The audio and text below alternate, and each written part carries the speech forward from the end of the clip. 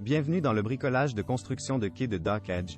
Aujourd'hui, nous allons construire un quai flottant de 6 pieds sur 16 pieds avec ses flotteurs Howell 550. Si vous vous demandez quelle pièce utiliser pour construire ces quais, vous pouvez consulter le site web de Dock Edge, qui propose toute une série de guides de construction de quais. Et vous pouvez utiliser cette vidéo pour construire pratiquement tous les quais flottants de Dock Edge.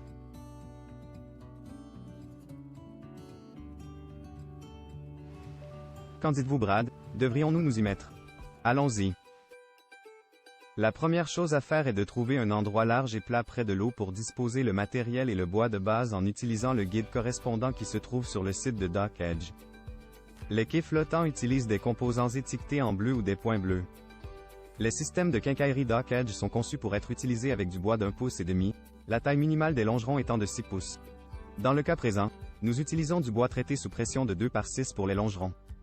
Il est donc très important de trouver un endroit approprié pour tout poser et il est très pratique de poser chaque pièce sur le sol avec toute la quincaillerie pour s'assurer que vous avez tout ce qu'il faut maintenant. Il est également très pratique d'avoir un peu de bois de rechange au cas où vous feriez une mauvaise coupe un dimanche.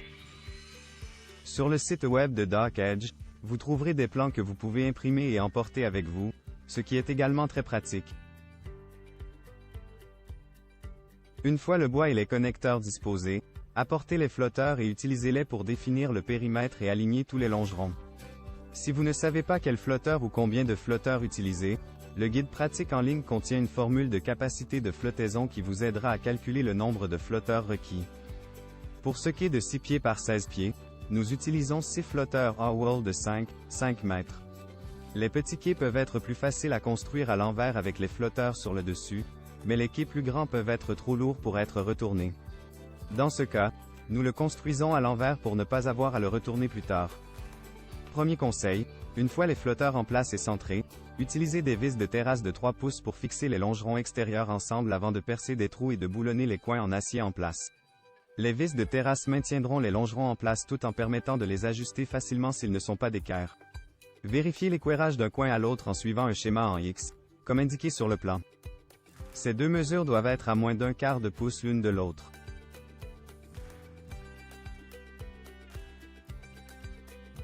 L'assemblage à l'aide de vis de terrasse facilite l'équerrage et une fois que vous avez obtenu l'équerrage et que vous avez placé les flotteurs du milieu au centre de la plateforme, il est temps de mettre les solives en place. Celles-ci aident vraiment à guider la position et à piéger les flotteurs là où ils doivent être. Ne vous inquiétez pas, il y a du matériel pour maintenir les flotteurs en place, mais vous pouvez voir ici que les flotteurs sont piégés, mais il y a encore assez de place pour gérer le matériel plus tard. C'est une bonne idée de vérifier l'équerrage du cadre au fur et à mesure que vous ajoutez chaque longeron avant de boulonner la quincaillerie en acier. Une fois le cadre assemblé, de niveau et d'équerre, il est temps de percer et de monter la quincaillerie d'angle.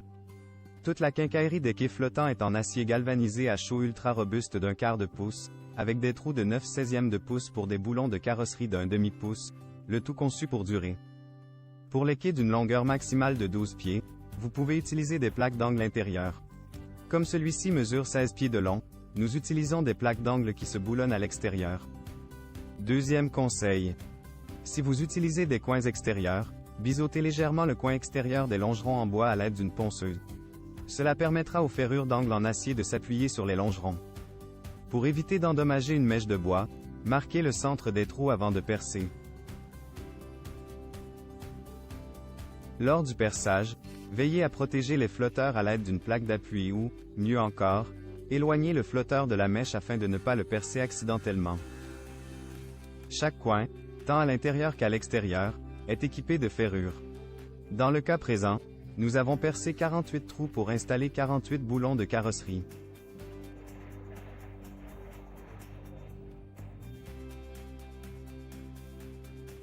Troisième conseil, Dock Edge utilise des boulons de carrosserie d'1/2 pouce pour fixer la quincaillerie. Bien que vous puissiez utiliser une mèche d'1/2 pouce, il est beaucoup plus facile de percer des trous de 5/8 de pouce, ce qui permet une certaine souplesse dans l'alignement des boulons sur les plaques d'appui. Vous n'avez pas besoin d'un outil spécial, il vous suffit d'utiliser la plaque d'appui elle-même. Si vous ne le faites pas, vous vous apercevrez qu'elle ne sera plus à plat par la suite. Utilisez toujours des plaques d'appui lorsque vous assemblez des éléments de quincaillerie. L'armature de la structure du quai doit toujours être prise en sandwich entre les pièces de quincaillerie à chaque point de jonction. Et utilisez toujours une rondelle de blocage avec chaque boulon de carrosserie pour éviter que les écrousses ne se desserrent avec le temps. Les flotteurs sont dotés de petites poches permettant d'introduire une clé à molette, mais si vous faites glisser le flotteur, vous pouvez y introduire une clé à cliquet, une douille ou une clé à molette, une clé à choc, ou une visseuse à percussion, bien plus rapidement, jusqu'à ce que la batterie soit déchargée. Les boulons de carrosserie sont l'un des atouts des kits de quincaillerie Dock Edge. Ils sont livrés avec des brides carrées et toutes les plaques ont un trou carré, ce qui signifie que vous n'utilisez une clé que du côté de l'écrou, ce qui facilite grandement le montage.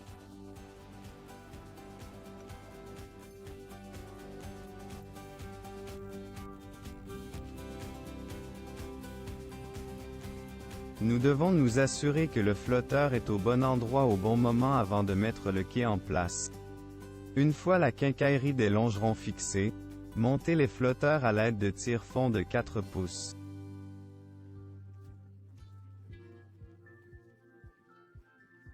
Le montage des flotteurs est un peu plus facile si le quai est construit à l'envers. Nous construisons à l'endroit, nous soulevons donc un côté à la fois pour laisser de la place à la perceuse et à la mèche. Il faut toujours percer des avant-trous pour l'installation des tire-fonds et utiliser une grande rondelle plate pour chaque tire-fond. Une fois les flotteurs fixés, l'étape suivante consiste à installer le bois de la terrasse. Selon le nombre de personnes que vous accueillez, vous pouvez envisager de rapprocher le quai de l'eau avant d'installer les planches de la terrasse.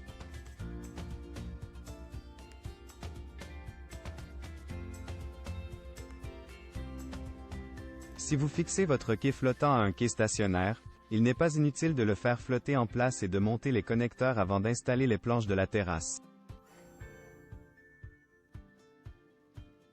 Dans ce cas, nous utilisons des chaînes de retenue de bord de quai avec une chaîne en acier galvanisé de 5/16e.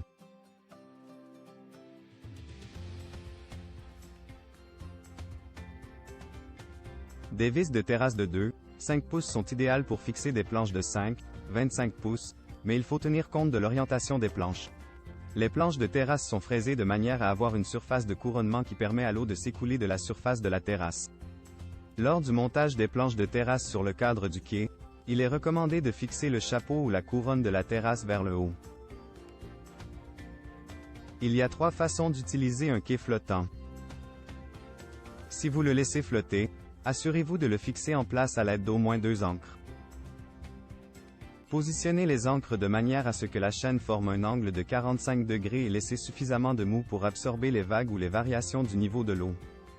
Si le niveau de l'eau de votre lac est stable, vous pouvez attacher le quai flottant à un quai fixe, mais vous devrez placer une sorte de tapon entre les deux pour absorber l'action des vagues. Mais la meilleure façon de relier un quai flottant à un quai fixe est d'installer une rampe à l'aide de 2 kits de charnières pour connecteurs flottants de bord de quai.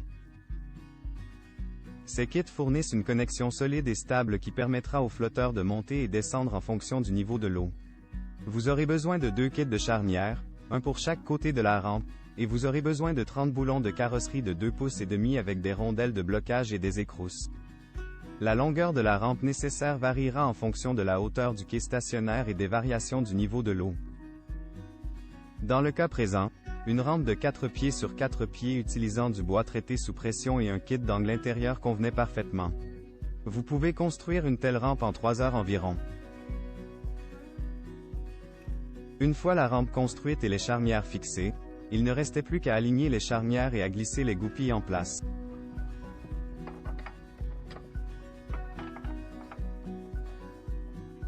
Le fait d'attacher le quai flottant à ce quai fixe a plus que doublé l'espace disponible sur l'eau. Pour plus d'informations, veuillez visiter notre site web à dockedge.com.